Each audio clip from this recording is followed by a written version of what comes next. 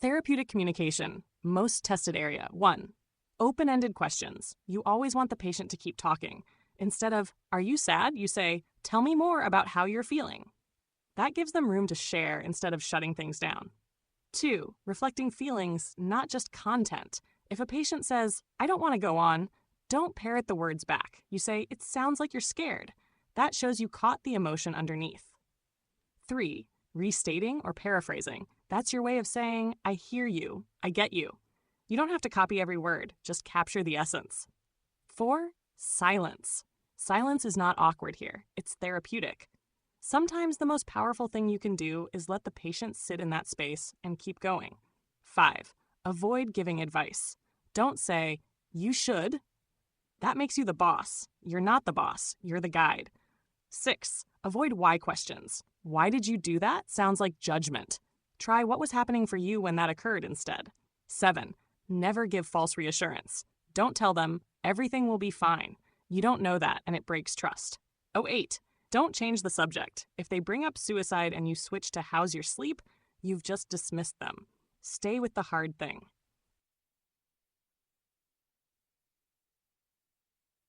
9. Don't focus on yourself. This isn't about your divorce, your anxiety, or your bad night's sleep. Keep the spotlight on them. 10. Always acknowledge feelings before facts. "I can see this is overwhelming" comes before "Here are your options." Feelings first, then information. Safety and prioritization. 11. Suicide risk is always your number one priority. Always. You ask directly, you assess the plan, you remove harmful objects, and you get safety precautions in place immediately. 12. Homicide risk means duty to warn. If a patient says they're going to harm a specific person, you don't keep that a secret. You warn the intended victim and protect others. 13. The aggressive patient shows you warning signs: clenched fists, pacing, loud voice. You step back, keep your tone calm, reduce stimulation, and maintain a safe distance. 14. Seclusion and restraints are a last resort. They require a provider order, constant checks, and you get them out of it the moment it's safe. This is not punishment, it's protection. 15. Flight of ideas, hallucinations, or delusions are safety issues. You don't argue, you redirect, and you keep the focus on reality. 16. Substance withdrawal means seizure risk. So you put seizure precautions in place right away. 17. In acute psychosis, safety and meds come before teaching. You can educate later. 18. With hallucinations, you acknowledge without validating. You say, "I don't see it, but I know it feels real to you." That builds trust without buying into the delusion. 19. With delusions, don't argue. You gently refocus them on reality. 20. Suicide precautions are strict. One-to-one observation, plastic utensils, no sharps, no cords. Safety is everything. Mood disorders. 21. Major depressive disorder is about hopelessness and loss of interest. The thing you never skip? Always assess suicide risk. Every time. 22. ECT, electroconvulsive therapy, is still around, and yes, it works. The patient is NPO beforehand, and afterward you expect short-term memory loss. That's normal. 23. Bipolar mania shows up with pressured speech, hyperactivity, distractibility. Your job is to reduce stimulation, set firm limits, offer finger foods because they won't sit down for a tray, and get those lithium levels where they need to be. 24. Lithium therapy runs in a tight range, 0.6 to 1.2 millimix per liter. Anything higher and you start worrying about toxicity, tremors, diarrhea, confusion. That's your red flag. 25. SSRIs like fluoxetine or sertraline can bring on serotonin syndrome, agitation, sweating, hyperreflexia. That's an emergency. 26. TCA overdose, like with amitriptyline, is deadly because of arrhythmias. That's why we're careful. 27. MAOIs. Phenelzine is the classic, are great but dangerous. Tyramine foods like cheese and wine can push the patient into hypertensive crisis. 28. Seasonal affective disorder extra-light therapy. It's not a gimmick. It works. 29. Postpartum depression is more than the baby blues. If it lasts longer than 2 weeks, it needs treatment. 30. Postpartum psychosis is a whole different animal. Hallucinations, delusions, infanticide risk. That's an emergency hospitalization. Anxiety disorders. 31. Generalized anxiety disorder looks like constant worry. Treatment, CBT plus SSRIs. That's your combo. 32. Panic attacks come out of nowhere. Chest pain, shortness of breath, fear of dying. You stay with the patient, keep them breathing slowly, and remind them they're safe. 33. OCD is about compulsions that relieve anxiety. You don't rip those rituals away. You work to gradually limit them, carefully. 34. PTSD patients are hypervigilant, often haunted by nightmares. You make sure the environment is safe, and trauma therapy is part of the plan. 35. Phobias are treated with systematic desensitization. That's gradual exposure therapy. No flooding, no get over it, step by step. Anxiety disorders continued. 36. Defense mechanisms show up all over psych nursing, and you need to know the big ones. Denial is refusing to accept reality, pretending nothing happened. Projection is pushing your own feelings onto somebody else. I'm not angry, you're angry. Regression is sliding back into childlike behavior when stressed. Think temper tantrums in adults. Displacement is redirecting emotions. You can't yell at your boss, so you yell at your spouse. Schizophrenia and psychotic disorders. 37. Positive symptoms are the add-ons: hallucinations, delusions, disorganized speech. 38. Negative symptoms are the takeaways: flat affect, no pleasure, social withdrawal. 39. Paranoid schizophrenia makes people suspicious. If they won't eat, sealed packages can help build trust. 40. Treatment starts with atypical antipsychotics like risperidone or olanzapine.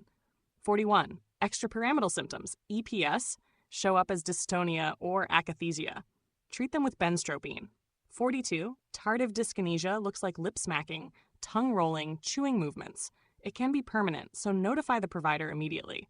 43. Neuroleptic malignant syndrome, NMS, is rare but deadly. Fever, rigidity, confusion.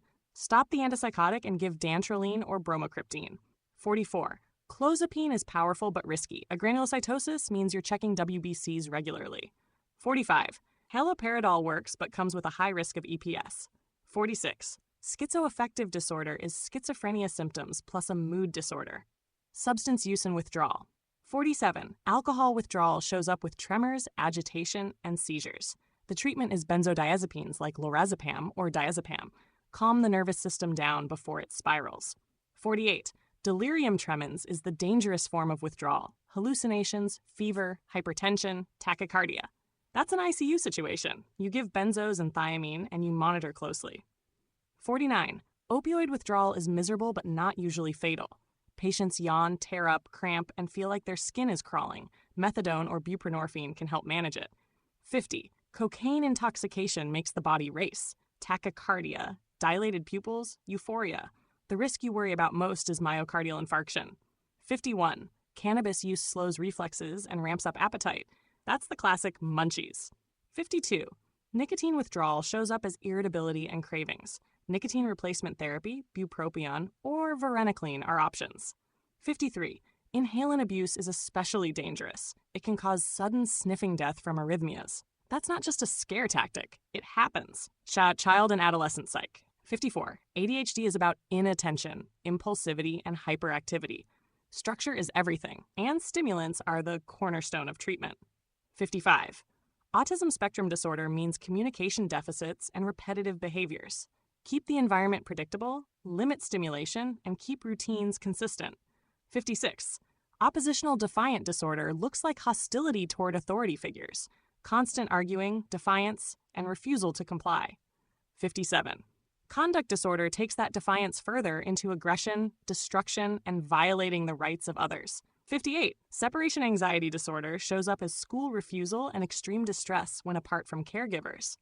59. Tourette's disorder means both motor and vocal tics. Treatment can include antipsychotic habit reversal therapy. 60. Anorexia nervosa presents with low weight, amenorrhea, and fine body hair called lanugo. You monitor electrolytes and create a contract for gradual weight gain. 61. Bulimia nervosa patients may be normal weight, but go through binge purge cycles. Watch for hypokalemia and dental erosion from vomiting. 62. Eating disorder care means you supervise meals and keep an eye out for tricks like hiding food or over-exercising. Legal and ethical. 63. Involuntary commitment happens when someone is a danger to themselves, a danger to others, or unable to care for themselves. 64. Patient rights are still in play. They can refuse medications unless refusing puts themselves or others at risk. 65. Restraints and seclusion require a provider order, strict time limits, and constant monitoring. 66. Duty to warn. The Tarasov rule means if a patient threatens a specific person, you notify that person. 67. Confidentiality is sacred, except when safety is at risk. 68. Mandatory reporting is non-negotiable. If you suspect child or elder abuse, you report it. Medication 69. Benzodiazepines. Think lorazepam, diazepam. They're fast-acting for anxiety, but the downside is dependence and withdrawal seizures if stopped suddenly. 70. Buspirone is the oddball anxiolytic. It doesn't sedate, doesn't have abuse potential, and takes a few weeks to work. 71 SSRIs, fluoxetine, sertraline, are your first-line choice for depression and anxiety. 72 SNRIs, venlafaxine, duloxetine, do double duty because they also help with neuropathic pain. 73. TCAs like amitriptyline are effective, but lethal in overdose because of arrhythmias. That's why they're not first choice anymore. 74. MAOIs. Phenelzine is the classic. Can't be mixed with tyramine foods. Cheese, wine, processed meats will trigger a hypertensive crisis. 75. Lithium is the gold standard mood stabilizer, but it's tricky. Narrow therapeutic window, 0.6 to 1.2. Monitor sodium and hydration. Dehydration leads straight to toxicity. 76. Valproic acid stabilizes mood, but carries a risk of hepatotoxicity. That means checking liver function tests regularly. 77. Carbamazepine is another mood stabilizer, but watch for a granulocytosis. WBC monitoring is key. 78. Lamotrigine is effective, but can cause Stevens-Johnson syndrome. A rash here is not a small thing, it's a stop-the-drug situation. 79. Antipsychotics overall come with risks of metabolic syndrome, weight gain, diabetes, dyslipidemia. Always part of your monitoring. 80. Depot antipsychotics are long-acting injections that improve adherence. Great for patients who struggle with daily pills. Miscellaneous must-knows. 81. Therapeutic milieu means creating a safe, structured environment for psychiatric patients. 82. Milieu therapy isn't just the walls. It's the rules, the boundaries, and the consistency of staff that make patients feel secure. 83. Group therapy helps build social skills and peer support. 84. Cognitive behavioral therapy, CBT, is all about restructuring distorted thinking. 85. Dialectical behavioral therapy, DBT, is especially for borderline personality disorder. It teaches distress tolerance and emotional regulation. 86. Motivational interviewing helps patients move toward change, especially in substance use. You don't push, you guide readiness. 87. Crisis intervention is short-term, focused, and goal-directed. 88. Grief versus depression. Grief comes in waves. Depression is persistent. That's how you separate them on exams. 89. Somatic symptom disorder is physical complaints without a medical cause. Don't order every test in the book. Focus on coping. 90. Conversion disorder shows neurologic symptoms without a neurologic disease. You support the patient and reduce stress. 91. Factitious disorder is intentionally faking illness without external rewards. The answer is setting limits and avoiding unnecessary procedures. 92. Malingering is faking illness for a payoff. Money, drugs, avoiding work. That's different from factitious. 93. Borderline personality disorder means unstable relationships and self-harm. The key is firm limits and encouraging DBT. 94. Antisocial personality disorder is about violating the rights of others. Boundaries are essential, and you keep others safe. 95. Narcissistic personality disorder is grandiosity and a constant need for admiration.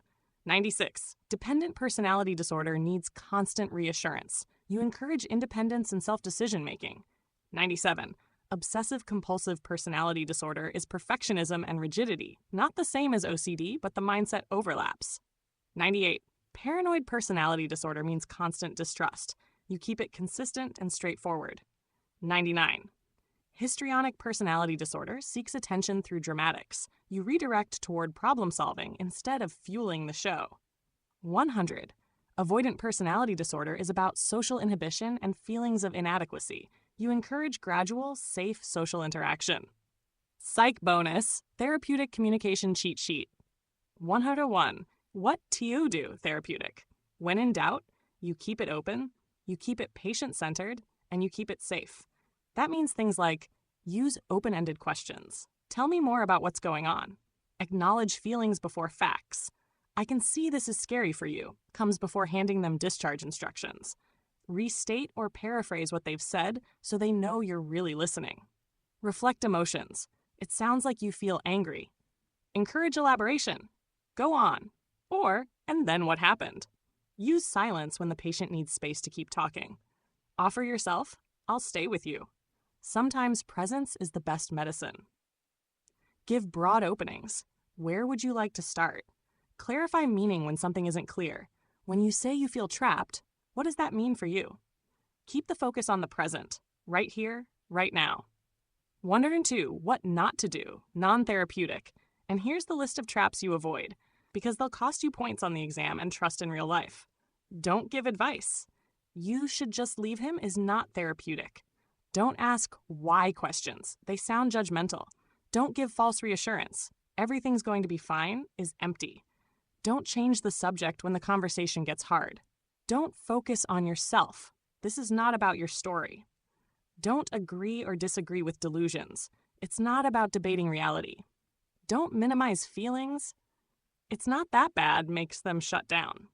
Don't make value judgments. That was wrong of you is not the way. Don't overload with questions. It feels like an interrogation. Don't use cliches. Time heals all wounds is meaningless when someone's in crisis.